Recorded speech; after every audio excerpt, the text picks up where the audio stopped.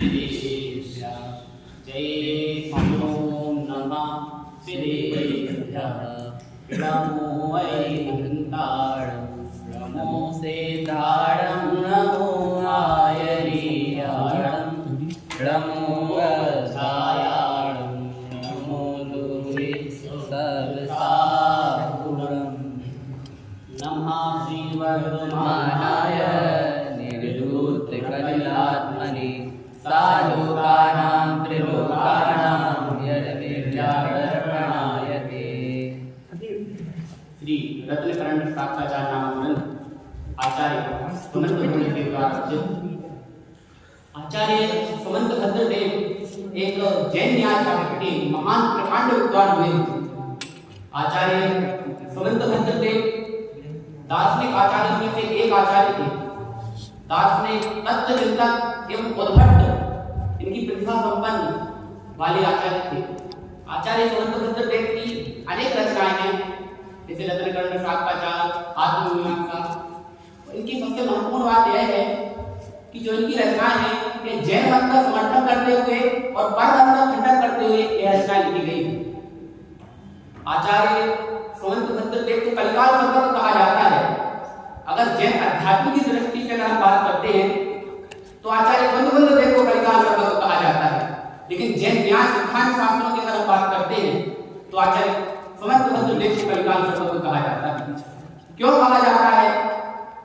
तो जब पंचम काल में, कली काल में, जब जिनेंद्र भगवान की वाणी का जब ग्रह हो रहा था, तब इन्होंने डंकी की चोट पर रखकर पूरे हिंदुस्तान में गली गली गांव-गांव में जाकर इस जिन सर्वज्ञ की सिद्धि की थी, इसलिए को कलिकाल सर्वज्ञ कहा जाता है।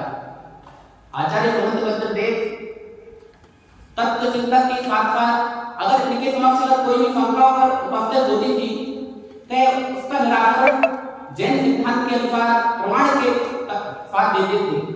यह इनकी सबसे महत्वपूर्ण बात थी और इन्हीं आचार्य द्वारा यह रत्नकरण शाखाचार नामक ग्रंथ लिखा गया है। आचार्य सुमंत भद्र देव ने इस रत्नकरण शाखाचार में श्रावकों के आचरण का वर्णन किया गया है कि श्रावकों का वास्तव में आचरण क्या होता है, कि सच्चा श्रावक कौन होता है, उसका वर्णन इस ग्रंथ में किया गया है। यह एक चरणायुग का ग्रंथ है और इसमें श्रावकों के आचरण के वर्णन से पहले सम्यक दर्शन का वर्णन किया गया है। हिंदुस्तान के जैन समाज में जितने भी श्रावकाचार नामक ग्रंथ हैं उसमें श्रावकों के जितने भी श्रावकाचार नामक ग्रंथ हैं उनमें आचरण के पहले सम्यक दर्शन का वर्णन मिलता है। अर्थात क्या कि इसका तात्पर्य यह हुआ कि श्रावकों का आचरण सम्यक दर्शन के बिना नहीं होता है। श्रावकों का आचरण सम्यक दर्शन के साथ होता है, इसलिए सबसे पहले सम्यक दर्शन का वर्णन मिलता है, उसके बाद श्रावकों का आचरण का वर्णन मिलता है।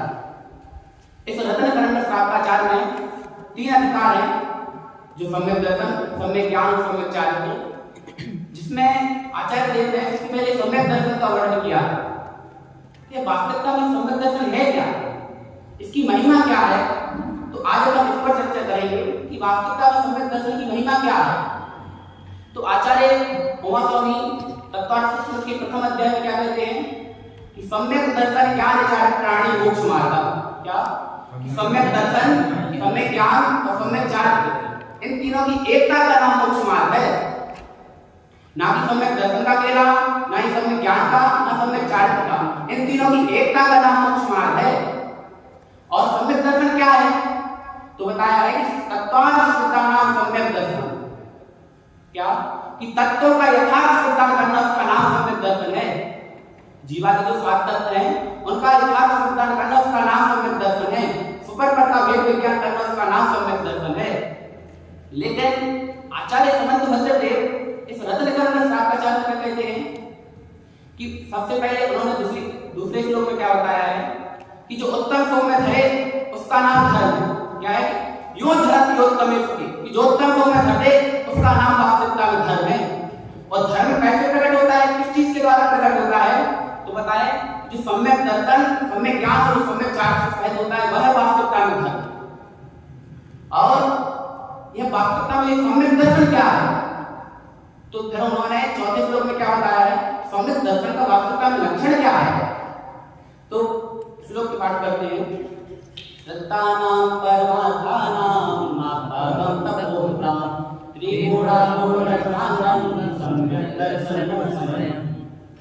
श्रद्धा नाम परमार्था नाम, कि श्रद्धान करना चाहिए। किसका श्रद्धान करना चाहिए, कैसा श्रद्धान करना चाहिए? तो बताया है कि परमार्था नाम, परमार्थ से श्रद्धान करना चाहिए, सच्चा श्रद्धान करना चाहिए। किसका? कि सच्चे आप, सच्चे आगम और सच्चे गुरु का सच्चा श्रद्धान करना चाहिए। इसका नाम है वास्तविकता सम्यक दर्शन। और क्या बताया कि वह सम्यक दर्शन कैसे होता है? तो बताया कि त्रिमूढ़ांगों अष्टांगम, कि वह सम्यक दर्शन तीन मूर्ताओं से रहित होता है और अष्टांगों से सहित होता है और अष्टमनों से भी रहित होता है। वह वास्तविकता सम्यक दर्शन। यहाँ पर परमार्थ शब्द क्यों लिया? इसका तात्पर्य यह हुआ कि जगत में मिथ्या भी होते हैं ना, मिथ्या दर्शन, मिथ्या ज्ञान, मिथ्या जान, इसलिए यहाँ पर सच्चे श्रद्धान के लिए सच्चे देव शास्त्र का श्रद्धान करना, उसका नाम सम्यक दर्शन है। इसलिए इस परमार्थ शब्द का यहाँ पर उपयोग किया गया है। और क्या है? अब सच्चे आप कौन है? तो बताया है कि जो वीतरागी होते हैं, जो सर्वज्ञ होते हैं, जो हितोपदेशी होते हैं, वह सच्चे वीतराग, सच्चे आप। अब वीतराग यह तीनों विशेषण क्रम से ऐसे ही क्यों लिए गए? तो इसका तात्पर्य यह हुआ कि अगर वीतरागता का प्रकट नहीं हुई, अगर सर्वज्ञता का प्रकट हो जाए, तो वह तीनों लोग को, जो तीन लोग की कालवर्ती स्वस्थ पदार्थों को जानते हैं, वह किसी से राग करेंगे, यह मेरे पुत्र थे, यह मेरी स्त्री है, मेरे मकान है, अर्थात किसी से राग करेंगे, किसी से द्वेष करेंगे। तो यह सच्ची सर्वज्ञता तो नहीं है ना।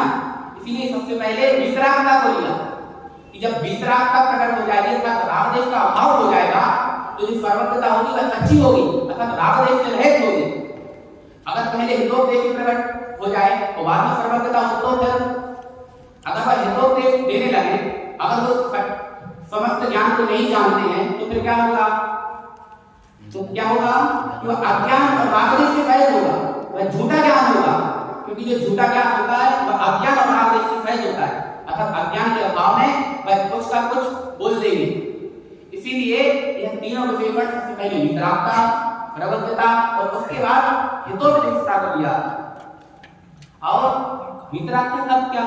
जिनका राग देश बीत गया, अर्थात जिन्होंने राग देश के जो कर्म है इनका अभाव कर दिया है, उसका नाम है वीतराग। और सर्वज्ञ क्या है? कि जो वीतरागी, जो तीन लोग, तीन कालवर्ती समस्त कर्म पदार्थों को एक साथ एक समय जो प्रत्यक्ष जानते हैं, वह सर्वज्ञ। अर्थात कि आचार्य अमृतचंद्र देव क्या कहते हैं पुरुषार्थ सिद्धि उपाय में कि दर्पण कलह सकला प्रतिफल की पदार्थ मालिका है।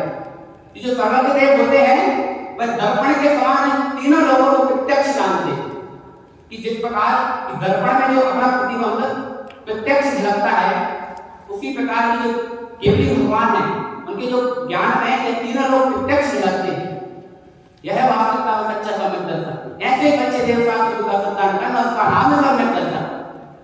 और सच्चे गुरु कौन होते हैं? सच्चे हितोपदेशी कौन होते हैं? कि जो हितकारी उपदेश देते हैं, सच्चा उपदेश देते हैं, वह सच्चा हितोपदेश। अर्थात ऐसे आपका श्रद्धान करना, उसका नाम सच्चा सम्यक दर्शन है। अब आता है कि श्रद्धा नाम परमात्मा नाम आत्म आगम तत्व का। सच्चे आगम कौन है?